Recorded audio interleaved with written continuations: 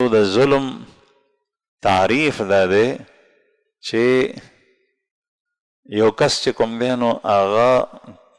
چې د چا سره څه معامله کوي د هغه حق په ده په ذمه کوم کېږي، په هغه حق کې دی تقصیر وکړي، کوتاهي وکړي، کمی وکړي. د الله جل جلاله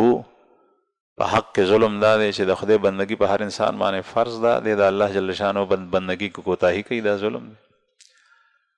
سجده لګول د یو انسان د الله نه ما سوا بل چاته نه دی جایز، د ده سجده بت ته لګي او ونې ته لګي او یا یو قبر ته لګي، یو زیارت ته لګي، بل چاته لګي، بل چاته لګي، دا ظلم دی. د الله جل شانو حق ته هغه سجده هغه ته لګي، مسجود هغه دی او دی د الله نه سوا بل څوک مسجود ګرځي. په هر یو سیز کې د ظلم مختلف چې کوم دی نو هغه کیفیات دي. د ظلم نه بچ کېدل هغه کېږي په دې باندې چې انسان د مظلوم په ځای کې خپل ځان تصور کړي او په خپل ځای کې د مظلوم تصور کړي چې لکه دا